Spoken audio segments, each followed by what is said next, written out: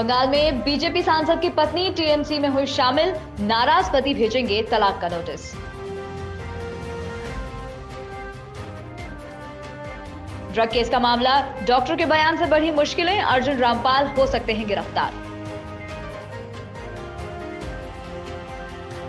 Virus के नए strain से हड़कंप, सऊदी ने 1 हफ्ते के लिए इंटरनेशनल फ्लाइट्स रोकी, बॉर्डर भी सील। किसान आंदोलन तेज, दक्षिण से मिला समर्थन, तमिलनाडु से दिल्ली तक ट्रैक्टर रैली निकालेंगे किसान। भय्यू महाराज सुसाइड केस का मामला, डॉक्टर आयुषी बयान देने कोर्ट में नहीं पहुंची, आयुषी ने कोर्ट में पेश की कोरोना पॉजिटिव रिपोर्ट।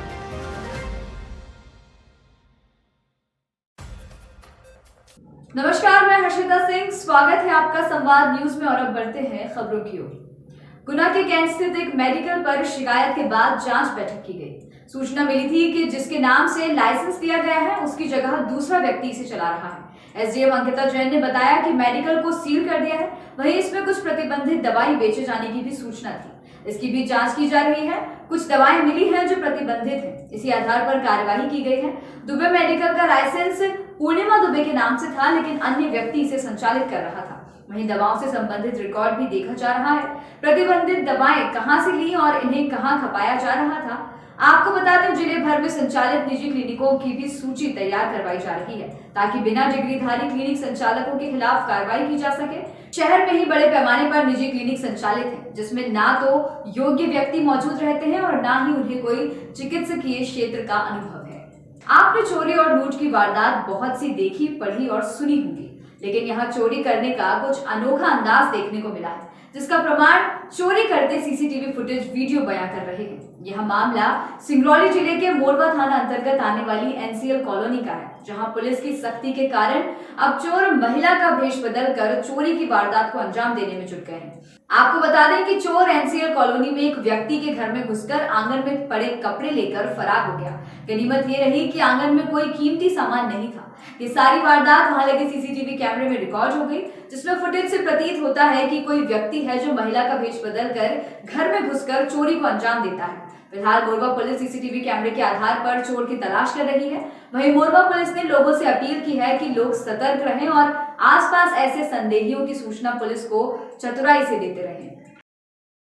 सूखे हुए कपड़ों की चोरी है। 2-4 जो कपड़े सूखने को डाले गए थे, उसको एक संदिग्ध महिला के कपड़े पहने हुए व्यक्ति ने, वो पुरुष है या महिला, फोटो जो सीसीटीवी फुटेज हमें प्राप्त हुआ है वो स्पष्ट अभी नहीं है, हम उसकी तलाश कर रहे हैं और जैसे ही हम उसकी पहचान सुनिश्चित करेंगे हम कड़ी कार्रवाई करेंगे।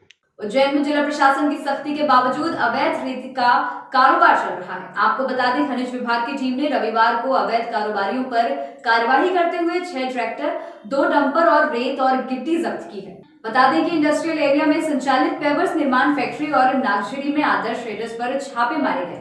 यहाँ से 155 घन मीटर गिट्टी और 340 घन मीटर रेत जब्त की गई। जांच में पाया गया कि बगैर अनुमति के गिट्टी और रेती का भंडारण किया गया था। आगे जांच की जा रही है कि रेत कहां से लाई गई थी, वहां पर भी कार्रवाई की जाएगी। कन्नौद की ग्राम पंचायत कलवार में आदिवासी महिलाओं को वृद्धा पेंशन का लाभ नहीं मिल रहा है। वहीं महिला द्वारा बताया गया कि सरपंच सचिव से कई बार वृद्धा पेंशन के लिए कहा गया, लेकिन उनका ध्यान इस ओर नहीं गया और पंचायत से ये कहकर भगा दिया जाता है कि आपके पास जमीन है, इसलिए आपको लाभ नहीं मिल सकता। सरकार चाहे विकास के लाख दावे करे, पर धरातल पर ग्राम पंचायतों की हालत बद से बदतर दिखाई देगी। ऐसा ही मामला कलवार ग्राम पंचायत में देखने को मिला, जहां ग्रामीणों को कीचड़ भरे रास्ते से निकलना पड़ रहा है। जब ग्रामीणों से इस बारे में बातचीत की गई तो उनके द्वारा बताया गया कि ग्राम पंचायत ने जो विकास कार्य किए हैं वह आधे अधूरे और केवल कागजात पर ही हुए हैं। हम आदिवासी गरीब हैं, हमारी कोई सुनने वाला नहीं है। जब पंचायत में जाते हैं तो हमें वहां से ये कहकर भगा दिया जाता है कि जब योजना आएगी तब बता दिया जाएगा।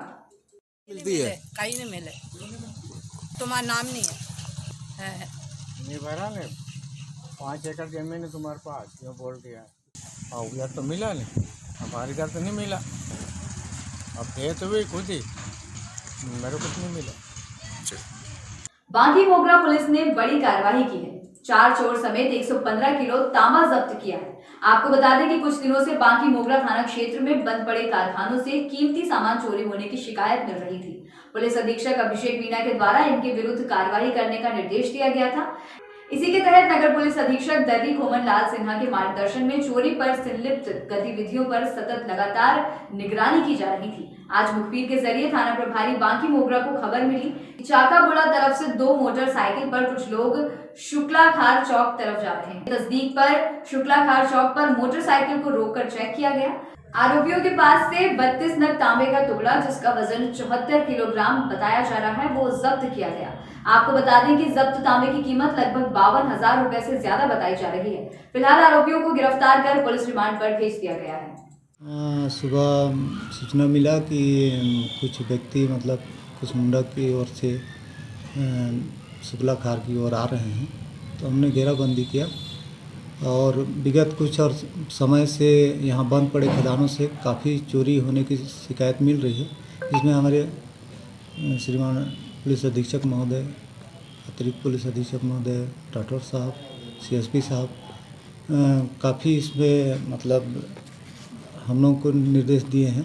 इस निर्देश के तारतम्य में हमने भी अपने मुखबिरों को काफ़ी जगह तैनात कर रखा है। तो उसी तारतम्य में हमने आज सूचना मिला कि कुछ लड़के 2 मोटरसाइकिल से तांबा लेकर बेचने के फिराक में कटघोरा रोड की तरफ से आ रहे हैं। दीपका थाना अंतर्गत ग्राम विजयपुर के पास बने ओवरब्रिज पर बड़ा हादसा हो गया है। आपको बता दें कि कोयले से भरी ट्रेलर 22 चक्का वाहन पलटी खाकर ओवरब्रिज से नीचे जा गिरी। सूत्रों की माने तो वाहन चालक शराब के नशे में धुत था, इसलिए नियंत्रण खोकर ब्रिज के ऊपर से नीचे गिर गया। तत्काल 112 की टीम पहुंची और वाहन चालक को तत्काल हॉस्पिटल में भर्ती कराया गया। वहीं प्रत्यक्षदर्शियों ने बताया कि ट्रेलर कोयला लोड लेकर चढ़ाई चढ़ रही थी। चढ़ाई चढ़ते ही अचानक ड्राइवर ने अपने वाहन पर नियंत्रण खो दिया और 40 फीट नीचे रोड पर आ गई। इससे सुखद पहलू यह रहा कि किसी भी प्रकार की जनहानि और नुकसान नहीं हुआ। यह जानने के लिए लोगों का हुजूम उमड़ पड़ा कि किसी प्रकार की कोई जनहानि तो नहीं हुई। वहीं 22 चक्का वाहन पुल से नीचे गिरते ही वाहन के परखच्चे उड़ गए। आपको बता दें कि जकेटी ट्रांसपोर्ट कंपनी की वाहन बताई जा रही है। छत्तीसगढ़ विधानसभा में आज से शीत सत्र शुरू हो रहा है, जिसमें 10 संशोधन विधेयक आएंगे। वहीं छत्तीसगढ़ सरकार 59 साल पुराना एक कानून खत्म कर सकती है, जिससे कुष्ठ रोगियों को नगर निगमों और नगर पालिकाओं के चुनाव में हिस्सा लेने की आजादी मिलेगी। आपको बता दें कि ये कानून राजधानी रायपुर में राष्ट्रपिता महात्मा गांधी के प्रथम आगमन के शताब्दी वर्ष में बना था। अब छत्तीसगढ़ सरकार 59 साल पुराना ऐसा कानून खत्म करने जा रही है। कुष्ठ रोगियों को चुनाव से रोकने का ये कानून 1960 और 61 में बना था। इसे खत्म करने के लिए भूपेश सरकार सोमवार से शुरू होने वाले विधानसभा के शीत सत्र में संशोधन विधेयक ला रही है। इसे मिलाकर पूरे सत्र में 10 संशोधन विधेयक पेश होंगे। इसमें एक महत्वपूर्ण संशोधन मंडी शुल्क को 50 पैसे से बढ़ाकर 3 से 5 रुपए तक करने का भी है। दरअसल कुष्ठ रोगियों को अस्पृश्य मानते हुए केंद्र सरकार ने 6 दशक पहले उनके चुनाव लड़ने पर रोक लगाई थी। तब से अब तक ऐसे लोग स्थानीय चुनाव नहीं लड़ पाए हैं। हालांकि इनकी संख्या बहुत ज्यादा नहीं है, लेकिन सरकार इस संशोधन के साथ गांधी जी के रायपुर आगमन के शताब्दी वर्ष की ब्रांडिंग भी करने की तैयारी में है। विधानसभा के शीतकालीन सत्र में किसानों की आत्महत्या, धान खरीदी में अव्यवस्था, कोरोना से लोगों की मौत, कानून व्यवस्था जैसे मुद्दों पर जोरदार हंगामे के आसार हैं। सत्ता पक्ष के सदस्य भी केंद्र सरकार के कृषि बिल और किसानों के आंदोलन को लेकर भाजपा पर हमला कर सकते हैं। सोमवार से शुरू हो रहे 7 दिन के शीत सत्र के पहले दिन ही भाजपा किसान और धान खरीदी के मुद्दे पर स्थगन प्रस्ताव लाने की तैयारी में है। सूत्र के पहले दिन 4 दिवंगत पूर्व विधायकों को श्रद्धांजलि दी गई। इसके बाद प्रश्नकाल की कार्यवाही शुरू की जाएगी। हालांकि किसानों की आत्महत्या और धान खरीदी में अव्यवस्था के मुद्दे पर स्थगन प्रस्ताव लाकर चर्चा की मांग करेगी। इन मुद्दों पर भाजपा लगातार हमलावर रही है। अब सदन में सरकार से जवाब मांगेगी। इसके लिए भाजपा विधायक दल की बैठक 10 दिन पहले ही कर ली गई थी। इसमें प्रदेश स्तरीय मुद्दों के अलावा स्थानीय मुद्दों को भी उठाने के लिए विधायकों को अलग से तैयारी करने के लिए कहा गया था। इस बार विधायकों ने सरकार पर 961 सवाल लगाए हैं। दुर्ग में राज्य स्तरीय पावर लिफ्टिंग प्रतियोगिता आयोजित की गई, जिसमें बिलासपुर से 50 से ज्यादा पावर लिफ्टर ने इस वर्ष भी खिताब पर कब्जा किया। आरोप है कि इसको लेकर दुर्ग के खिलाड़ियों ने स्थानीय असामाजिक तत्वों को स्वामी विवेकानंद सभागार में बुलाया। यहीं पर बिलासपुर के सारे खिलाड़ी रुके हुए हैं। मौका पाते ही असामाजिक तत्व चाकू और रिवॉल्वर लेकर आए और बिलासपुर के राष्ट्रीय और अंतर्राष्ट्रीय खिलाड़ी सहित 4 खिलाड़ियों को चाकू मारकर उन्हें घायल कर दिया। इस दौरान बीच बचाव में कुछ असामाजिक तत्व भी घायल हुए। आरोप है कि इसकी शिकायत आयोजकों से भी की गई, लेकिन उन्होंने कोई सहयोग नहीं किया। बिलासपुर में घर के पास खेल रहा 4 वर्षीय बालक हादसे का शिकार हो गया। आपको बता दें, आरोपी लापरवाही और तेजी से वाहन चलाते हुए पहुंचा, जहां पहले तो उसने घर के पास लगे सीमेंट के खंभे को टक्कर मारी और उसके बाद गाड़ी को नीचे बाईं तरफ मोड़ दिया, जिससे घर के पास खेल रहा बच्चा गाड़ी की चपेट में आ गया और वाहन की टक्कर से कई फीट दूर जा गिरा। वहीं आरोपी खुद को बचाने के लिए पास में लगे आम के पेड़ से जा भिड़ा, जिससे गाड़ी वहीं रुक गई। हादसा होते ही गांव में कोहराम मच गया। उधर मृतक के पिता भी मौके पर पहुंचे। उस समय बच्चे के मुंह और नाक से खून बह रहा था और उसकी मौत हो चुकी थी। बिलासपुर के सेतु विभाग ने शहर के पुलों की मरम्मत शुरू कर दी है, लेकिन उसलापुर और तोरवा पुल का काम बाकी है। आपको बता दें, तोरवा पुल में छोटे गड्ढों के साथ ज्वाइंट स्लैब के बीच की रेलिंग निकली हुई है।